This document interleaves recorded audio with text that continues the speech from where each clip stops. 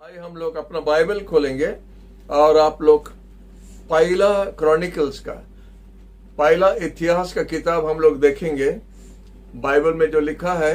और इसका द्वारा हम लोग देख सकता है उसका ये किताब में मेन बात क्या है, उसको हम निकाल के लिख के रखा है और आप लोग का सामने में रखता है, जैसा आप लोग समझ सकेगा कि ये पहला इतिहास का किताब में क्या क्या लिखा है, कौन से विषय लिखा है, और आप लोग जान सकेगा ये किताब का अंदर में क्या क्या थोड़ा है समझने के लिए। और उसमें आपका जैसा उत्साह होगा, आपको इंटरेस्ट होगा ये किताब को पढ़ने के लिए, इसलिए हम लोग ये किताब में ये समरी जैसा, एक आउटलाइन जैसा हर किताब से थोड़ा थोड़ा आपको बताता है। अब प्रभु को धन्यवाद, इतना जल्दी हम लोग इतना दूर पहुंच गया है। हालेलुया। हम लोग इतिहास का किताब में पहुंच गया है, हम लोग का 13 तो किताब हो गया है। प्रभु को धन्यवाद। और इसलिए हम लोग प्रभु को धन्यवाद दे सकता है कि प्रभु का किताब में इतना है हम लोग के लिए सीखने के लिए, इतना है हम लोग को जानने के लिए। और जब हम लोग ध्यान से वचन को देखता है तो प्रभु हम लोग से स्पेशल बात भी करता है। हालेलुया। आप बाइबल कोना से कोना कोई भी किताब खोलो, कभी कभी हम लोग सोचते हैं ये किताब बहुत अच्छा है और वो किताब इंटरेस्ट ज्यादा नहीं लगता है, लेकिन प्रभु का किताब जो है आदि पुस्तक से प्रकाशित तक कहीं पर से प्रभु हम लोग से बात कर सकता है, कहीं पर से भी, क्योंकि ये वचन में जीवन है और ये वचन बात करता है, बोलता है, और ये वचन यीशु है, जैसा जॉन का पहला किताब में पहला अध्याय में लिखा है। हालेलुया। आइए हम लोग इतिहास का पहला किताब हम लोग मिलके देखेंगे। दोनों किताब, पहला इतिहास और दूसरा इतिहास दो है, फर्स्ट क्रॉनिकल सेकंड क्रॉनिकल, दो किताब है। और ये दोनों किताब में वही दिखाता है जो आपको सेकंड सैमुएल, फर्स्ट राजा और सेकंड राजा, ये तीनों किताब में आपको जो इतिहास मिलता है, ये पहला इतिहास और सेकंड इतिहास क्रॉनिकल्स में आपको वही मिलेगा, वही मिलता है। और आप लोग सोचता रहे, जैसा हम भी पहला सोचता था कि उधर जो कुछ लिखा है उसको रिपीट कर रहा है, उसको दोबारा दौड़ा रहा करके हम ऐसा भी सोचता था, लेकिन स्टडी करने का टाइम और कुछ निकला है जो आपका सामने रखने चाहता है। सेकंड सैमुएल, फर्स्ट राजा और सेकंड राजा में जो है, ये तीनों किताब में जो है ये फर्स्ट और सेकंड क्रॉनिकल्स का अंदर में आपको मिलेगा, लेकिन उसका दूसरा प्रकार से थोड़ा हम लोग को बताता है। आप आश्चर्य होगा कि परमेश्वर ने आदम से लेके दाऊद तक उसका लाइन रखा है। Praise the Lord. ये किसी का, पृथ्वी में किसी का ऐसा नहीं है। पृथ्वी में ऐसा इतिहास या उनका वंश का आगे आगे किधर से शुरू हुआ उसके बारे में किसी का नहीं है, लेकिन हम लोग का यीशु का लाइन जो आदम से आप देख सकता है, आदम से लेके आप आ सकता है पूरा दाऊद तक। और आप जानता है कि बाइबल में लिखा है दाऊद का वंश से यीशु आया।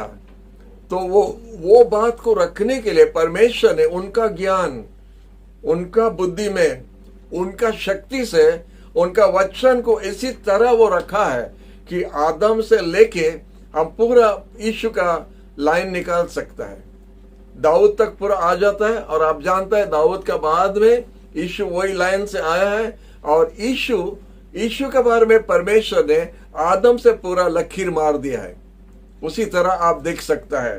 तो आप जब मैथ्यू का किताब में जाता है 1 अध्याय में, लूका का 3 में जाने से यही बात आपको फिर मिलेगा साफ हिसाब से, कैसा एक पर एक। और ये इतिहास का किताब में, क्रॉनिकल्स का किताब में वही हम लोग को बताता है। लेकिन एक बात हम आपको बताने चाहता है जो क्रॉनिकल्स में लिखा है, इतिहास का किताब में लिखा है, इज़राइल के बारे में, उत्तर इज़राइल के बारे में कुछ लिखता नहीं, जूदा का बारे में लिखता है, ज्यादा सब जूदा का बारे में। और इज़राइल में क्या क्या हो रहा है उसके बारे में ज्यादा नहीं लिखा है, कुछ लिखा ही नहीं सोच सकता, उसको साइड कर दिया है, क्योंकि वो लोग प्रभु का बात नहीं मानता था, मंदिर को इनकार कर दिया है, प्रभु का रास्ता में नहीं चलता था, और एक पर एक बुरा राजा आता था, दुष्ट राजा लोग आ रहा था, और इसलिए इज़राइल का इतिहास को पूरा बर्बाद कर दिया। यह हम आपको बताता, इज़राइल और जूदा बोल रहे हैं सोलोमन का बाद में ये राज दो भाग हो गया। इजराइल हो गया और दक्षिण हो गया जुदा प्रदेश। और जुदा प्रदेश के बारे में ये क्रॉनिकल्स या पहला इतिहास और दूसरा इतिहास इसी के बारे में लिखा है। हालेलुया। और एक बात हम आपको बताने चाहता है, जो हम आपको बताया था कि उस तीनों किताब में जो है, इस दो किताब में है, लेकिन और एक प्रकार से लिखा है। राजा और सैमुएल जो लिखा है, वो लोग लिखा है शारीरिक हिसाब से, पॉलिटिकल हिस्ट्री उनका है, माने राजनीति का इतिहास को लोग लेकर लिखा है। लेकिन क्रॉनिकल्स में धार्मिक इतिहास को निकालता है। यह फर्क इधर ही है। अगर आप ध्यान से पढ़ेंगे तो आप समझ सकेगा। इधर आत्मिक का विषय है और उधर शारीरिक का विषय है। जैसा हम लोग का इतिहास, हम लोग का स्कूल में पढ़ता है इतिहास, वो आत्मिक नहीं है, वो जगतीय इतिहास है, पॉलिटिकल इतिहास है, जो हम लोग स्कूल में पढ़ता है।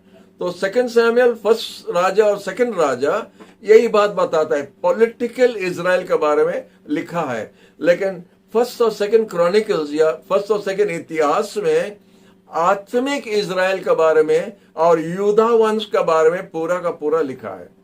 अभी आप थोड़ा समझ गया। हम ये जब बात समझा और देखा उसी तरह लिखा है उनका किताब में, तो हमको बड़ा खुश लगा। बाइबल कमेंट्री में ऐसा लिखा है, हम बहुत खुश लगा। हाँ, सच में ऐसा ही है, और जो हम सोचता था ऐसा नहीं है। तो हम लोग और कुछ देखेगा। पहला से 9 अध्याय तक आप देखेंगे, आदम से दाऊद तक उसका पूरा इतिहास देता है। 1 अध्याय से 9 अध्याय तक, चैप्टर 1 से चैप्टर 9 तक, आदम से दाऊद आने तक, दाऊद राजा तक, उनका वंश को एक एक करके लिखता है। और यही बात परमेश्वर रखने चाहता था कि इस यीशु जो लाइन से आएगा, वो लाइन इधर उधर थोड़ा नहीं होगा। और यीशु, परमेश्वर उसको संभाल के रखा। उनका आत्मिक का इतिहास में, उनका स्वर्गीय इतिहास में, ये जगत का इतिहास को वो संभाल के रखा और दाऊद तक पूरा ठीक से चला के लेके आया। उसमें कोई इधर उधर नहीं कर सका, उसको गड़बड़ नहीं कर सका। लेकिन इतिहास में, परमेश्वर के इतिहास में, उसको पूरा आदम से लेके दाऊद तक पहुंचा सका करके हम लोग प्रभु को धन्यवाद दे सकता है। प्रभु का महान ज्ञान में उस तरह ये किताब को रख सका। यही हम लोग को क्रॉनिकल्स में मिलता है। और 10 अध्याय से 29 तक, 10 to 29 हम लोग देखता है, दाऊद का 33 साल का जो राज किया था पूरा इजराइल पर, उसी के बारे में लिखा है। हम लोग देखता है कैसा दाऊद का राज का समय में इजराइल एक था। इजराइल को पूरा एक करके, जुदा और इजराइल को मिला के दाऊद ने राज किया। हालेलुया। और प्रभु को हम लोग धन्यवाद दे सकता है। इसका इतिहास हम लोग देखता है 400 साल के अंदर में इसमें आता है। इसका हिसाब किताब 400 साल के अंदर में हुआ है। हम लोग देखता है कि दाऊद का समय से जो शुरू हुआ था, जब वो लोग फिर बाबलोन का कब्जा में चले गया, और जब वापस आने का समय है, एजरा जो लिखक जो है, स्क्राइब उसको बोलता है, एजरा का एक किताब भी है। एजरा ये दोनों किताब को लिखा करके उसी तरह बताता है स्कॉलर्स लोग कि एजरा ने ये दोनों किताब लिखा है। एजरा एक धार्मिक व्यक्ति था और उनको प्रभु ने उठाया है, और उनका समय में दूसरा मंदिर को बनाने के लिए परमेश्वर ने आदेश दिया है। आप देखते हैं जो शुरू से पहला मंदिर के बारे में लिखा है, पहला मंदिर निर्माण करने के बारे में कैसा दाऊद राजा ने प्रस्तुत हो रहा था, सोलोमन राजा बनाया। और दूसरा क्रॉनिकल इतिहास में आखिरी में आप देखिएगा कैसा फिर से दूसरा मंदिर को बनाने का समय आ जाता है। वो पहला वाला पूरा विनाश हो गया, बेबीलोन का राजा आया, उसको पूरा नाश कर दिया। और उसके बाद में जब वो लोग बाबलोन में था, जेरेमिया ने एक भविष्यवाणी किया था कि बोला जब बाबलोन का बंधन में जाएंगे 70 साल के लिए रहेगा, और वो 70 साल का बाद में परमेश्वर फिर से उनको अपना देश में वापस लाके फिर से मंदिर को निर्माण करेगा। माने सेकंड मंदिर। सेकंड मंदिर बना जो हेरोद राजा का समय में था। वो मंदिर जिस मंदिर में यीशु ने गिरा था वही सेकंड मंदिर है। सोलोमन का मंदिर बेबीलोन का राज में पूरा विनाश हो गया। ये दोनों किताब में आपको साफ मिलेगा उसके बारे में। तो आइए हम लोग देखेंगे एजरा ऐसा क्यों लिखा था। वो जो लिखा है दाऊद के बारे में लिखा, प्राय लिखा है, और दाऊद का जो फेलियर था, उसका पाप, और सौल राजा उसका पीछे दौड़ रहा था उसको मारने के लिए, वो सब नहीं लिखता है, उसको सब हटा दिया। लेकिन माने पॉजिटिव बात सब लिखा है। एजरा सब अच्छा बात लिखा, जैसा जो वापस आएगा उनको इच्छा होगा वापस आने के लिए। तो एजरा वही मन से लिखता था जैसा इजराइल का लोग जो बाहर बिछड़ गया है, चारों तरफ फैल गया, प्रभु का विरोध में जब गया था, प्रभु उनको जगत का चारों तरफ फैला दिया, बेबीलोन का राज में लेकर उसको बंधन में रखा। अब डैनियल का स्टोरी सुना रहेगा, शेड्रक मेशक अबेदनगो का स्टोरी सुना रहेगा। वो सब यही समय में हुआ था जब वो लोग बंधन में थे। और यिर्मयाह भविष्य भक्ता बोला था कि 70 साल के बाद में वो लोग फिर वापस आके मंदिर फिर से बनाएगा। तो यही बात सब लिखा है। तो हम धीरे धीरे आगे जा रहे हैं और हम लोग देखते हैं 10 से 29 अध्याय में दाऊद का जीवन के बारे में लिखा है। एक दूसरा प्रकार से लिखा है, जैसा राजा एक राजा और दूसरा राजा में लिखा है, जैसा सेकंड सैमुएल में लिखा है, उस तरह दाऊद के बारे में नहीं लिखा है। एक अलग प्रकार से लिखा है जो हम आपको बताता इधर 10 से 29 तक 29 तक दाऊद का जीवन को दूसरा प्रकार से लिखा है। उनका जो सौल राजा का साथ में जो गड़बड़ हो रहा था उसका बारे में इतिहास का किताब क्रॉनिकल्स में नहीं लिखा है। और आप जानता दाऊद का क्या हो रहा था। गुलायत को जब मारा, गुलायत को जब हराया, इजराइल के लिए जब वो लड़ता था, फिलिस्तीन लोग के साथ में युद्ध करता था, और जब युग में जिधर भी गया, दाऊद के बारे में आपको एक अच्छा बात बताने चाहता है। प्रभु का अभिषेक व्यक्ति था, वो कभी भी एक युद्ध में हारा नहीं। कहीं पर भी आप पढ़ेगा दाऊद के बारे में, वो कभी भी एक बार हारा नहीं, उसका हमेशा जीत था। वो जिधर भी गया उसका जीत था। हालेलुया। तो प्रभु को धन्यवाद कि प्रभु का बच्चे लोग जो प्रभु का बात में चलेगा, प्रभु का रास्ता में चलता, उनका कभी हार नहीं होगा। हालेलुया। जब प्रभु का बात हम लोग मानता है और चलता है तो प्रभु हमारा जीवन में विजय देता रहेगा, उन्नति देता रहेगा। जब हम प्रभु का बात का वचन का विरोध में जाता है तो हमारा जीवन में अनेक प्रकार का प्रॉब्लम होता है, समस्या होता है। और यही इतिहास का किताब में, दोनों किताब में आपको यही मिलेगा। दाऊद कितना सुंदर से प्रभु के साथ चलता था करके परमेश्वर उसको आशीष पर आशीष देते गया। हम आपको बता रहा था कि एक युग में वो नहीं हारा, ऐसा कोई राजा का नहीं हुआ। वो जो युग में जब मैदान में उतरा जीत के आया, मैदान में उतरा जीत के आया। जब एक बार युग करके आ रहा था, सौल राजा भी उसका साथ था। उस समय सौल राजा था, डेविड कुछ नहीं था, दाऊद कुछ नहीं था, जवान था वो, 17-18 साल का उम्र होगा वो, लेकिन युग में जाके जीत के आया। और जब जीत के आया तो उधर का रास्ता में लेडीज लोग गाना गा रहे हैं और वो लोग गाना गा के प्रशंसा कर रहा है, क्योंकि उनका सैनिक लोग जीत के आया है। तो उधर माने खुशी मना रहा है और वो लोग बोल रहे हैं कि सौल ने उसका 1000 को मार दिया और दाऊद उसका 10,000 को मार दिया। यही गाना जो द्वारा सौल राजा का पूरा माने उसका गुस्सा उठ गया, उसका दिल जलने लगा दाऊद का विरोध में, और बोला उसको जब हमारा 10 गुना ज्यादा उनको प्रशंसा कर रहा है तो उसका बाद में राज गद्दी में भी बैठाना में देर नहीं होगा। तो इसलिए सौल राजा दाऊद का विरोध में उठा, और दाऊद का विरोध में जब उठा, उनको मारने के लिए कम से कम 14-15 साल उनका पीछे लगा था। हम लोग जो देखते हैं पीछे किताब में, और 14-15 साल उनका पीछे लगा था। और दाऊद कभी भी सौल का विरोध में नहीं उठा, क्योंकि वह बताया था हम कौन होता है परमेश्वर का अभिषेक का विरोध में हाथ उठाना। हम कौन होता है। प्रभु ये बहुत सुंदर बात द्वारा हमसे भी बात किया है। और आज हम इधर खड़ा है वही बात लेके जो प्रभु हमको शिक्षा दिया हम आपको सामने रखता है। प्रभु का अभिषेक का विरोध में कभी हाथ नहीं उठाना और कभी ये भी मत खोलना अच्छा नहीं है। आपका आशीष के लिए प्रभु का अभिषेक का विरोध में उठना नहीं।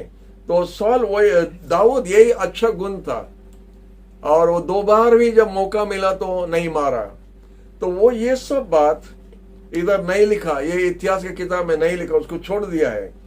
और 7 साल के लिए यूदा प्रदेश, सॉल राजा मरने के बाद दाऊद हेब्रोन में या यूदा प्रदेश में वो उधर राजा था 7 साल के लिए। और वो 7 साल के लिए राजा था करके उसको इतिहास का किताब में उसके बारे में नहीं बताया, लेकिन उसको मिला के बाद में मिला के बोलता है कि दाऊद राजा ने 40 साल के लिए राज किया, इधर 7 साल और उधर 33 साल पूरा इजराइल पर। पहला यूदा में 7 साल और 33 साल इजराइल में, और पूरा मिला के 40 साल उनका होता है। यही इतिहास में लिखा है। तो उसके बारे में आप लोग देखता है कि यूदा प्रदेश का अलग 7 साल के बारे में नहीं लिखता है। और एक हम लोग देखता है जो आपको ये इतिहास किताब में नहीं लिखा है, दाऊद का अनेक पत्नी थे, अनेक पत्नी, स्त्रियों अनेक था, और उसके बारे में कुछ नहीं लिखा है। ये एक ज्यादा प्लस पॉइंट नहीं है, माइनस पॉइंट है। तो इसलिए इतिहास में नहीं लिखा है। दाऊद का अनेक स्त्रियों था और इसीलिए उसका अनेक माने परिवार बहुत बड़ा था। लेकिन प्रभु को धन्यवाद कि दाऊद राजा प्रभु का चुना हुआ व्यक्ति था और प्रभु उनको संभाल के रखा है। लेकिन ये इतिहास की किताब में नहीं लिखा, हम आपको बता रहा है। उसके बाद में अब्सलोम जो उसका बेटा जो उसका विरोध में उठा और राज गद्दी को लेने के लिए, जबरदस्ती लेने के लिए जब कोशिश किया, वो बात इधर नहीं लिखा है, इतिहास का किताब में नहीं लिखा है। लेकिन हम लोग जानते हैं दाऊद राजा बातशिबा से जो बेविचारी किया वो भी ये किताब में नहीं लिखा है। अब आपको क्या बता रहा है, एजरा जो लिखा ये दोनों किताब में कुछ नेगेटिव बात नहीं निकालता है, कुछ ऐसा माने जो सुनने के लिए ठीक नहीं रहेगा, लोग को पीछे हटाएगा, वो बात नहीं लिखा। वो हमें बढ़ाई का अच्छा बात लिख रहा था, पॉजिटिव बात लिख रहा था, जैसा इजराइल संतान लोग बेबीलोन का बंधन से वापस आने के लिए इच्छा करेगा। इसलिए सब प्लस पॉइंट सब लिखा है। और ये इतिहास जो है, पहला इतिहास और दूसरा इतिहास में ये 400 साल का हिस्ट्री है, 400 साल का इतिहास है। तो इसीलिए हम आपको बता रहा दाऊद के समय में, दाऊद का बाद में और क्या क्या होता है, ये दोनों किताब में आपको मिलेगा। आप जानते दाऊद ने बेविचारी जब किया बातशिबा से, परमेश्वर ने गुस्सा हो गया, क्योंकि बातशिबा से बेविचारी किया। उसका होता है बातशिबा का स्वामी को, उसका हस्बैंड को, उराया उसका नाम है, उसको युद्ध में बेच के उसको मर्डर करवाया, उसको मार डाला, उसका मर्डर हुआ था। और जब उसका मर्डर हुआ था तो नेतन भविष्यद्वक्ता उनके पास आया और राजा से बताया, ये जो काम तुम किया है ये ठीक नहीं है, परमेश्वर का दृष्टि में ठीक नहीं है। आप जानता है पूरा इजराइल ये सब देखने में वो लोग नहीं देख सका, वो लोग देखने नहीं सका, उससे छुपा हुआ था। क्योंकि नेतन भविष्यद्वक्ता बता रहा, आप जो छुप के अंधेरा में किया परमेश्वर ने उजाला में ला दिया है। हम लोग का पाप भी वैसे ही है। हम लोग जब छुप के रहता है, हम लोग कभी कभी सोचता है कोई देखा नहीं, कोई जानता नहीं, लेकिन परमेश्वर देखता है। और जो चीज हम छुप के अंधेरा में किया, परमेश्वर उसको ज्योति में ले आएगा। दाऊद का वही हुआ था। और इसलिए दाऊद, परमेश्वर ने नेतन भविष्यद्वक्ता द्वारा बोला, अभी तलवार तुम्हारा घर से दूर नहीं होगा, तलवार तुम्हारा घर में होगा। और वैसे ही हुआ। दाऊद का एक बेटी का बेविचारी हुआ, उसका अपना बेटा का साथ में। उसका बाद में बड़ा बेटा अब्सलोम, अम्नोन जो बेटा है उसको मार डाला, उसको हत्या किया। जैसा दाऊद ने किया उसका परिवार में ऐसे ही लौट के आ रहा है। परमेश्वर बोला तुम्हारा परिवार से तलवार नहीं हटेगा, रहेगा। और उसी तरह हुआ था। उसका एक बेटा, बड़ा बेटा मर गया, अब्सलोम ने उसको मार डाला। अब्सलोम भी उसका बेटा है। उसको होने के बाद में अब्सलोम, आप जानता है, वो सब लोग को जमा करने लगा और वो चाहता था राजा बनने के लिए, और अनेक लोग उसका पीछे गया था और उसका साथ में था। और जब उसका साथ में था तो दाऊद अपना जान को बचाने के लिए उसका बुढ़ापन में उसको दौड़ के भागना पड़ा, जेरूसलम छोड़ के भाग गया। आप ये किताब, दोनों किताब में पढ़ सकता है। जब वो भाग गया तब उसके बाद में अब्सलोम सोचा वो राजा बन जाएगा, लेकिन दाऊद का पलटन और अब्सलोम उनका बेटा का पलटन, परिवार के अंदर में युद्ध हो रहा है, और ये दोनों का युद्ध में अब्सलोम हार गया और दाऊद फिर वापस आके राजगद्दी में बैठा। ये इतिहास इस तरह है। ये दोनों इतिहास की किताब में ये सब स्टोरी आपको नहीं मिलेगा। सेकंड सैमुएल, फर्स्ट राजा, सेकंड राजा में है। जो नहीं है हम आपको बताता है, ये सब रिपीट नहीं हो रहा है, क्योंकि आप लोग सोचता है या हम जैसा सोचा था, जो उधर लिखा है उसको 2 बार फिर दौड़ा रहा, ऐसा नहीं है। ये अलग है। ये पूरा आत्मिक का बारे में दिखाता है, मंदिर का बारे में बताता है, और दाऊद का उत्तम राज का बारे में बताता है। ये सब आपको मिलेगा। और क्या नहीं है, हम आपको बताने चाहता है परमेश्वर का अनुग्रह। परमेश्वर के तो माफी देता है। दाऊद राजा इतना गड़बड़ करने पर भी परमेश्वर जो वादा किया, बोला तुम्हारा वंश का गद्दी पर बैठने के लिए कभी एक जन कम नहीं होगा, एक जन जरूर बैठेगा। तुम्हारा वंश के अंदर में एक जन गद्दी के ऊपर बैठेगा, क्योंकि परमेश्वर ने दाऊद से यीशु को लिहारा करके वही रास्ता बना रहा है, वही रास्ता बना रहा परमेश्वर। तो उसी तरह हम लोग देखता है कि दाऊद को फिर परमेश्वर ने उनको दया किया, उनको माफ किया और उसको वापस लाया। दाऊद ने ऐसा, आप भजन संगीत का 51 में पढ़ने से आप देखिए दाऊद कैसा ये पाप के लिए कैसा अनुताप किया, कैसा रो के पाप माफी मांगा। बोला प्रभु हम तुम्हारा विरोध में पाप किया, तुम्हारे विरोध में ये महापाप किया है। तो परमेश्वर का विरोध में हम लोग पाप करता है। जब हम लोग पाप करता है हम लोग परमेश्वर के विरोध में पहला, उसके बाद में जिसका विरोध में होता है, लेकिन पहला परमेश्वर के विरोध में। तो इसलिए दाऊद ने उसी तरह अनुताप भी किया, और अनुताप किया करके उसको परमेश्वर फिर से अपना गद्दी में लाके बैठाया। Praise the Lord. तो हम लोग देखता है कि परमेश्वर इतना दयालु है दाऊद पर, उसको जब वापस लाया उसको फिर से प्रभु त्याग किया नहीं। प्रभु दयालु है और माफी देता है। हम लोग भी जब हम लोग माफी मांगता है, दाऊद एक राजा है, वो जब राज गद्दी में बैठा है, वो जो गलती किया है, हम लोग देखता है नैतन भविष्यद्वक्ता जब आके उसका मुंह पर बोला तुम ही वो दुष्ट व्यक्ति है जो पाप किया और मर्डर किया, तुम ही वो व्यक्ति है। तो दाऊद राजा था, वो राजा होके गुस्सा होके उसको मार डाला नहीं। दूसरा राजा लोग का सामने में ऐसे मुंह खोलने से वो लोग सर उड़ा देता है, लेकिन दाऊद ऐसा नहीं किया। वो तुरंत अनुताप किया। प्रभु को धन्यवाद दाऊद का जीवन के लिए। और इसलिए परमेश्वर ने तुरंत उसको माफी भी दे दिया। ये सब गड़बड़ उनका परिवार के अंदर में हुआ, लेकिन उसको राज गद्दी में फिर से वापस लाया। ये हम लोग देखता है कि नहीं हुआ था। उसके बाद में हम लोग देखता है कि दाऊद कैसा मंदिर बनाने के लिए तैयारी करने के लिए उनका दिल में आया। हम आपको दाऊद का अच्छा गुण पहले भी बताया, अभी भी बता रहे हैं। जब दाऊद गद्दी में आया, बैठा, राजा बना, उसका पहला काम था हम लोग परमेश्वर का सिंदूक, परमेश्वर का तंबू हमारे बीच में वापस लाएगा। उसका पहला काम था। परमेश्वर का नियम सिंदूक तंबू में एक दूसरा जगह में था, ऐसा पड़ा था। जब से इजराइल संतान लोग मिस्र देश से बाहर आया, मरुभूमि जगह में था, साइनाई पर्वत पर जब मूसा ने गया था, उधर परमेश्वर ने इजराइल का संतान लोग का बीच में रहने के लिए मूसा से बताया, बोला हमारा लोगों का बीच में हम रहने चाहते हैं, हमारे लिए एक तंबू बनाओ। और इजराइल का तंबू का 25 लाख प्लस लोगों का बीच में परमेश्वर का तंबू बीच में था, और परमेश्वर का उपस्थिति वो तंबू में था। उसी तरह लिखा है परमेश्वर हमेशा मनुष्य की तरफ, मनुष्य का भाषा में हम लोग के साथ बात करता है। और उधर जो 40 साल मरुभूमि जगह में था, वो 40 साल के लिए परमेश्वर का तंबू ऐसे उनका नियम संदूक वही तंबू के अंदर में था।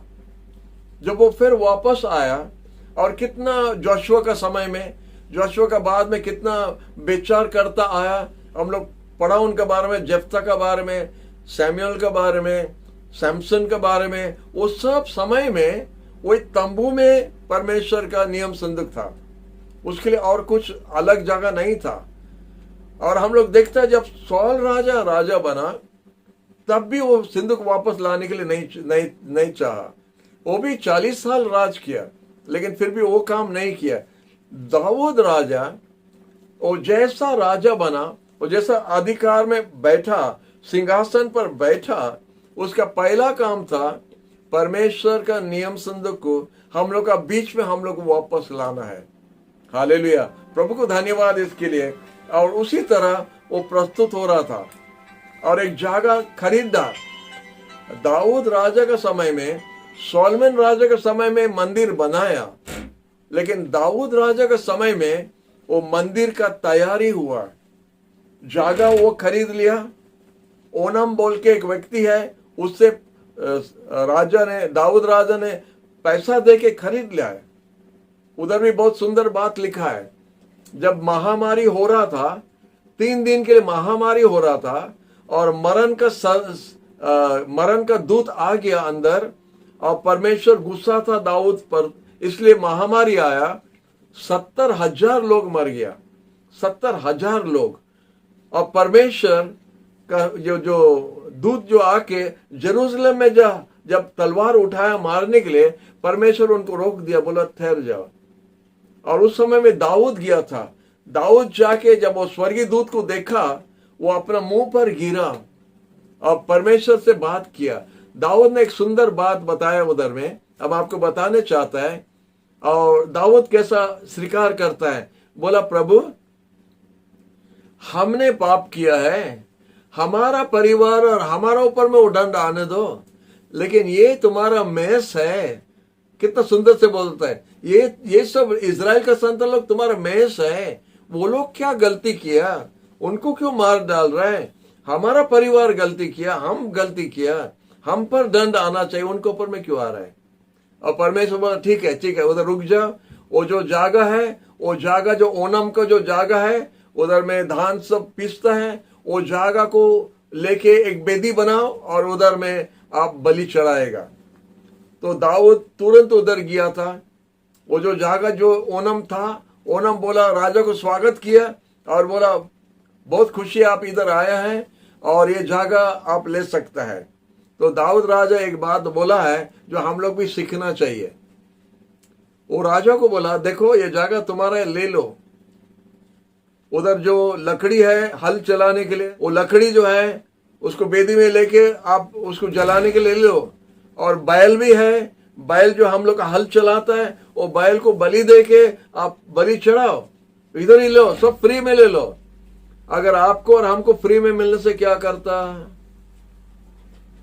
Praise the Lord, praise the Lord बोलेगा, प्रभु हम लोग को दिया है, प्रेज द लॉर्ड।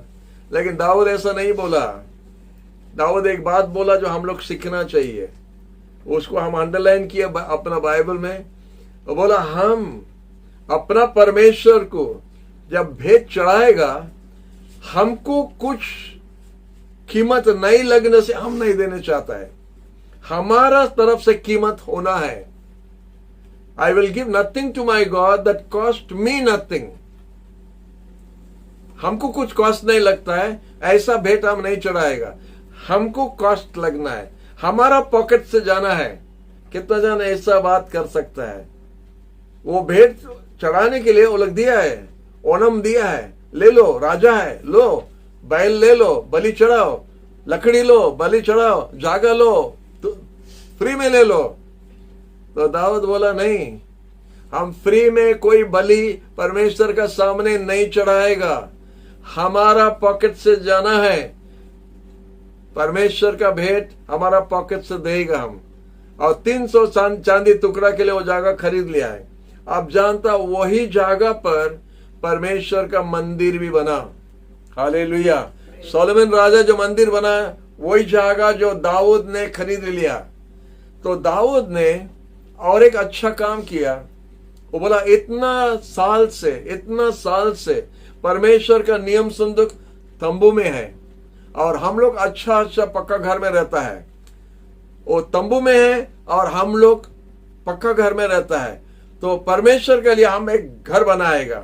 हालेलुया।